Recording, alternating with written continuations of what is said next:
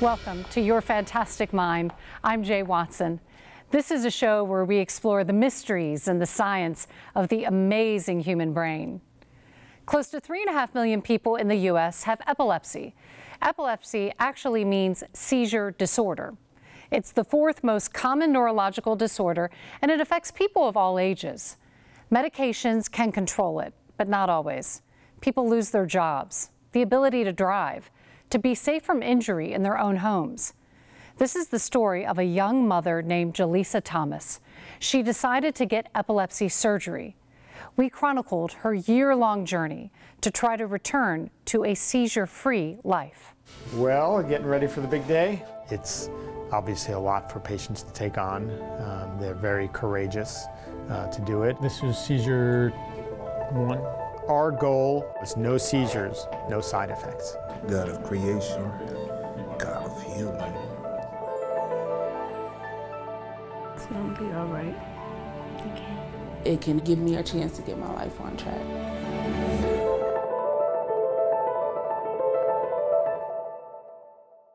Just put it on the counter.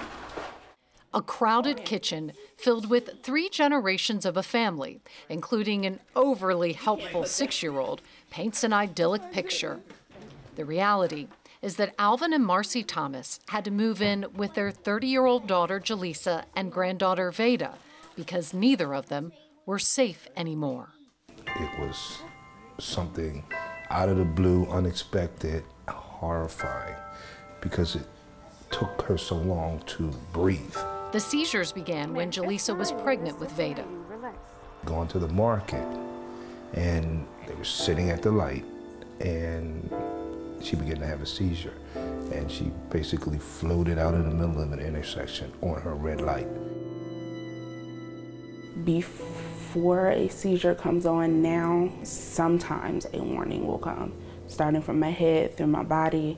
It's like a rushing feeling, and I will either just lose consciousness, and it's like missing moments of my life. I started not being able to go anywhere on my own. Over the course of 6 years, Jaleesa would try different medications, but the seizures continued. She had to quit her job as a preschool teacher. She gave up driving, and still, she and her daughter weren't safe. She had a seizure cooking dinner one night and fell onto the stove. My shirt burned through to my bra, and I was slumped over on the stove. My dad told me that he had to pull me off of the stove. Get my keys back, please. They've tried to keep life normal for Veda. 1, 2, 3, 4, 5. But when it comes to her mother's struggles, she is surprisingly sober-minded for a kindergartner. Really feels like I want to protect her so much from any harm against her. She has seen a lot at 6 years old. I had to call the ambulance, but I didn't know the number of the ambulance.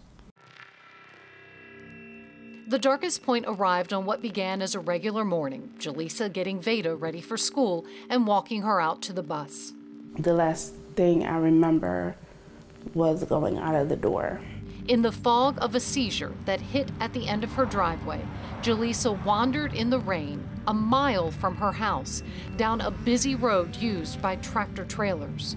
I noticed that she hadn't come back in the house. With me coming to, all I remember is reaching into my pocket and looking at my phone and seeing my mom's missed call. And I was all the way down the road at the church. That's a mile down the road.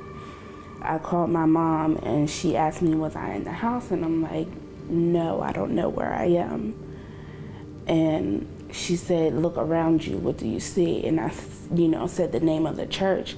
And she's like, what are you doing down there? I said, I do not know. Her family came to get her, but Jaleesa was distraught and couldn't remember if she put Veda on the bus. She called the school. Veda was there. I had to talk to her teacher and ask, could I please talk to her just to make sure that she was safe? I do not remember putting her on the bus. She talked to me and she said, "Mommy, you put me on the bus, you know." And I said, "What did I say to you?" She said, "You said have a nice day." I don't remember any of that.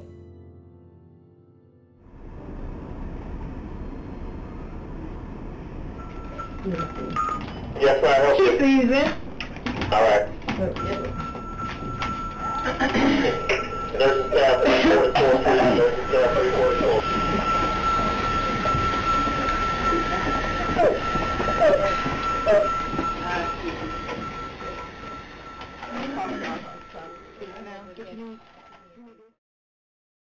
Well, getting ready for the big day. What Jalisa is about to do feels daunting, but it is her best hope at regaining control of her life. She has already spent 2 weeks at Emory University Hospital having her seizures recorded. Emory neurosurgeon Dr. Robert Gross. You came in for long-term video monitoring. We captured 3 seizures several months ago. What we learned from that is that that there were some abnormalities in the electrical signals in the right side of the brain. Okay, so in the right hemisphere. They tended to be settle into the temporal area. Tomorrow will be the first step in a lengthy process that will hopefully stop Jalisa's seizures. My family and I are strong. We're strong believers of faith, so I believe in trying things out. You know. Epilepsy is recurrent seizures. A seizure is an abnormal occurrence of electrical activity that's hypersynchronous, or very, very synchronized, that leads to a behavioral manifestation. And people can have a single isolated seizure. If I go out and drink too much and fall and hit my head on the ground, I might have a seizure or two. But that does not constitute epilepsy. Epilepsy is recurrent seizures. It's been less than 10 years that doctors have been doing precision surgery to treat drug-resistant epilepsy, what Jalisa has. Her seizures are cryptogenic, meaning doctors don't know why she has them. Our goal, as with all physicians in this area, is no seizures, no side effects. So, Jalisa Thomas. A team of neurosurgeons, epileptologists, and researchers discussed Jalisa's case the night before surgery.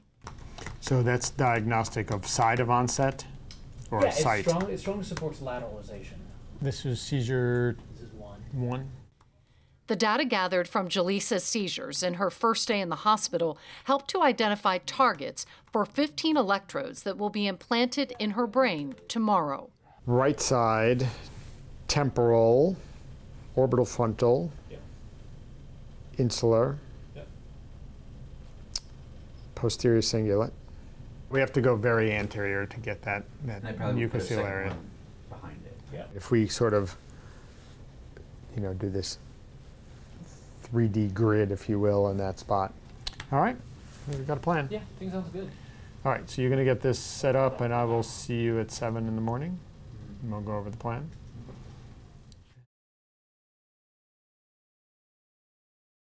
Morning. Good morning. How are you doing? Good, good. It's about 15 minutes. We'll bring you back. Okay. Put you to sleep. Okay. I'll stay awake. Yeah. Please do. And it'll be about 5 or 6 hours, and you'll be all done. Big breath. Hold on.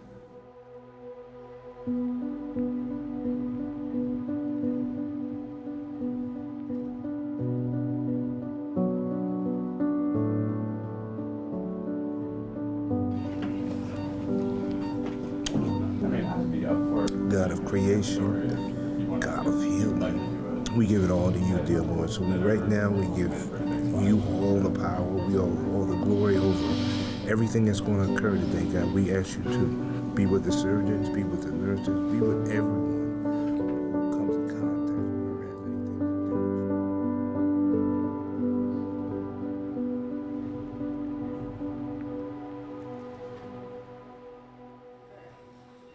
The procedure she's having we call stereo EEG, which means 3D EEG. Stereo is like your stereo sound system. It gives you a 3D depiction of the sound. This will give us a three-dimensional depiction of where her seizures are actually coming from. And of course, the brain is a three-dimensional structure, so it gives us a much more accurate picture of exactly where the seizures are coming from. A robotic assistant called Rosa will be used to help the team implant the electrodes in Jalisa's brain. Once we attach her head to the robotic assistant, we'll prep and drape it in the usual fashion, and then we will activate a foot switch, and that will drive the assistant to the exact spot for each one of these electrodes. We'll then drill a small hole, size of a regular drill bit, put in a small bolt through the skin into the skull, and then pass the electrode through that bolt into the spot. So in the OR, we are communicating with the neurosurgery team, making sure we understand exactly where every depth electrode has been placed. We then look at the recordings from it. We verify the integrity. Do the recordings look good? Or do they need to go and make sure the connections are tight? We will wait to, as we say, capture her seizures. So she will have continuous video and EEG monitoring through these electrodes.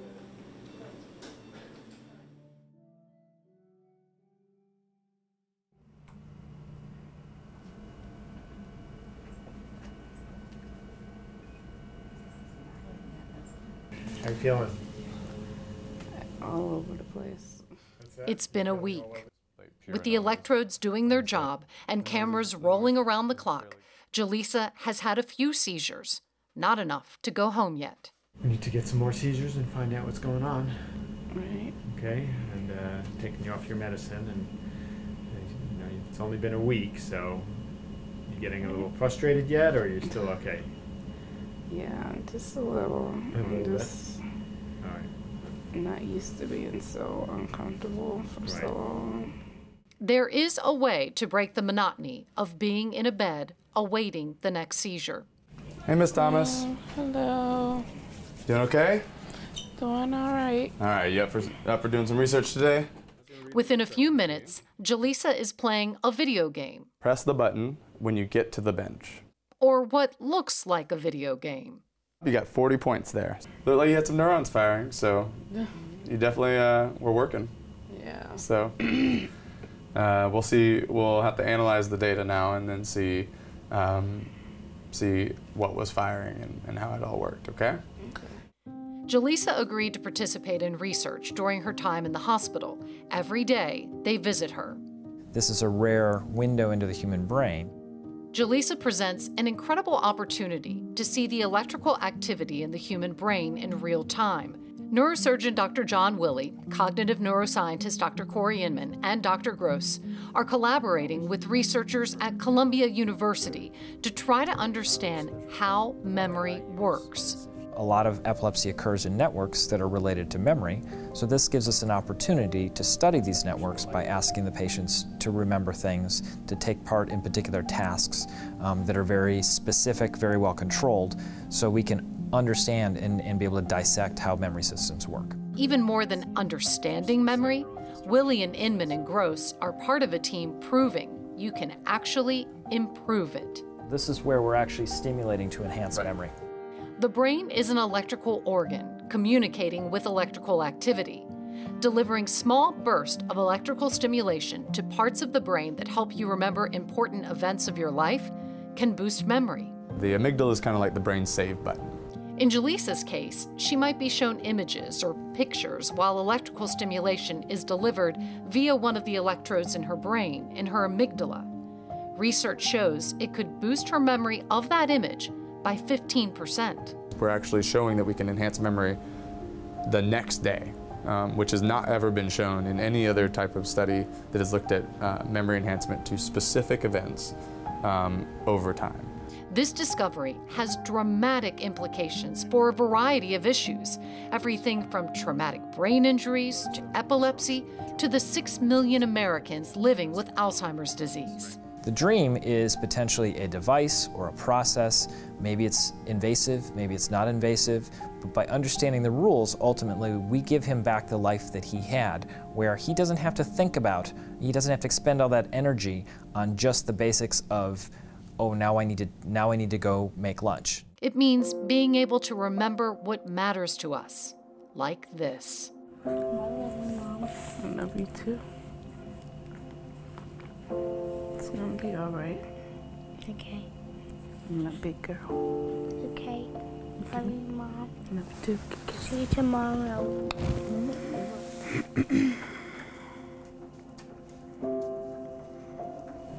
That's my heart.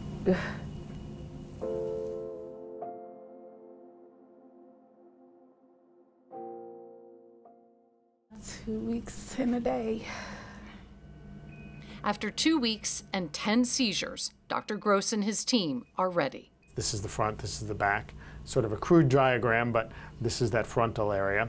And then they spread to this hippocampus over here. This is the hippocampus, and there were 3 electrodes, 1 in the amygdala, 2 in the hippocampus, that all of the seizures, except for 1, involved. So we could do 22, 5, 6, 7 to 7, 8, 9, and then we have 1 through 4 left. Right. And then do you want to do bipolar, 1, 2 to 3, 4? Or do you want to do those monopolar? This one. We've spent a lot of time figuring out exactly where her seizures are coming from. And we've identified basically 5 different electrodes, different leads going in the brain that are the source of the seizures.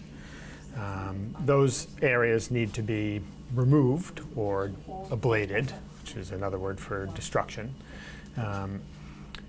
Since we have the electrodes already in place, what we can do is connect up this, what we call lesion generator, up to the electrodes. And this will cause the tips, those contacts at the end, to heat up and destroy, burn out those spots where the seizures were coming from. Called a radiofrequency lesion generator, it passes an electrical current through the electrodes in her brain. This passes electrical impulses into the brain, but it does so at so-called radio frequencies, which are a very high frequency. And as it's doing that, it's alternating current. So at first it's positive, then it's negative, then it's positive, and then it's negative. And the ions in the brain, all those water molecules basically, are polarized. So they will align with the electrical field when it's one way, and then when it switches around, they have to flip around and go the other direction. So it creates movement in the molecules very, very fast. And when they move, just like when your car moves, it generates heat. It generates heat from those molecules. So it can heat the brain up as we're doing that. The heat will ablate or destroy that area of brain where the seizures are coming from. What Jaleesa is going to experience, as we discussed yesterday, is a popping sound. So as this happens, it generates some gas from hydrolysis, and she will hear those bubbles as they come off the end of those electrical contacts that are in her brain.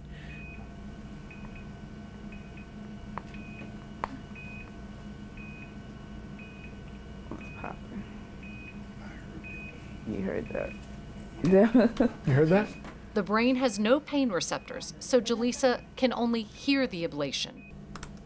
All right, next pair. Not feel it. It might be enough. In a number of cases, this has been sufficient to stop the seizures. If not, we'll come back, as we talked about yesterday, and go in with that laser, which can do a bigger area.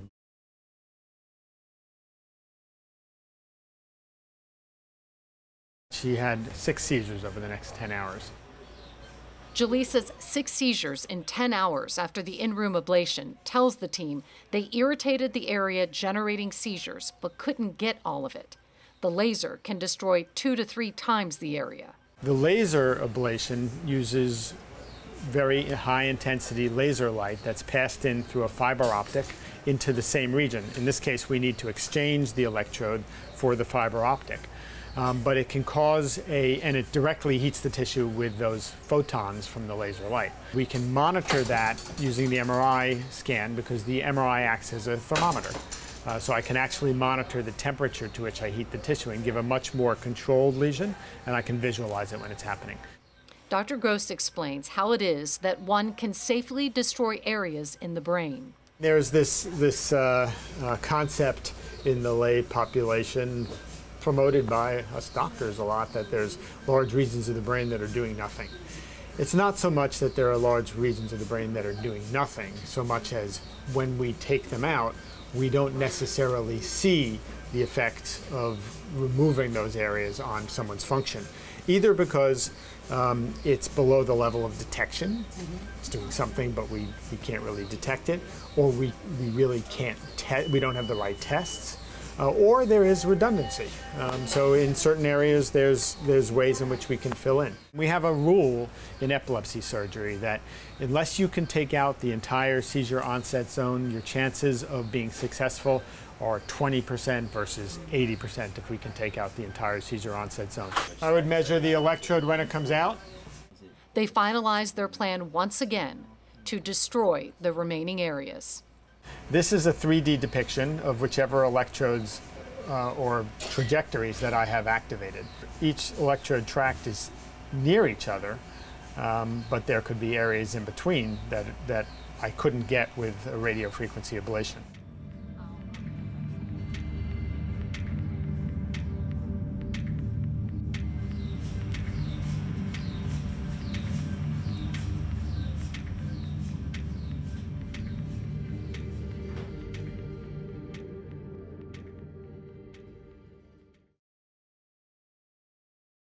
How are you now?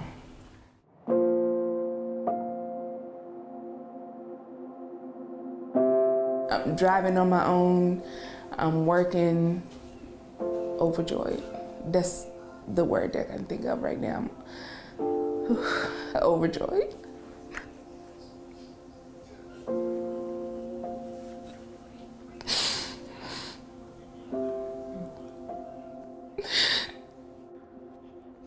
It has been 8 months since her laser surgery, long enough to build a whole new life. Now 31, Jaleesa's parents will soon move out. She is working, even driving to her own follow-up appointment with Dr. Gross. So I hear you're doing really well. So no seizures? None. So none at all? None, no migraines. No migraines? I haven't really had any headaches at all. I'm doing That's really fantastic. well. People always want to know how long do I have to go before I know this problem is licked. You know, the answer is we don't always know. We have predictors.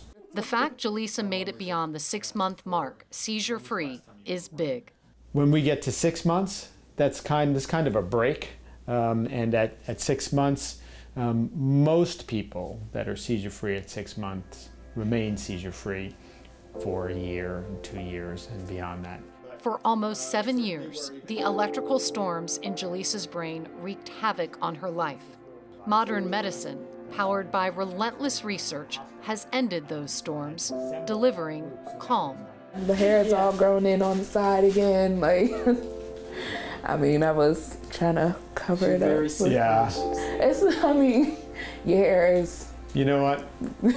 I'm still waiting for my hair to grow back. Thank you. Thank you. Have a good 6 months. Let me know if there's any problems you run into, okay? Any problems you have, just give us a call. Aside from that, I'll see you in 6 months.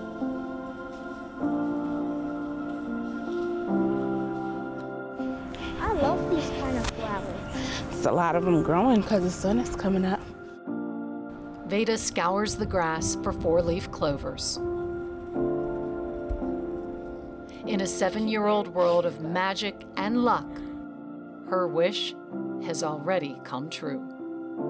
Honeysuckles grow back in the woods. And in the creek. Do they? Yeah, I saw it on the trunk of the creek.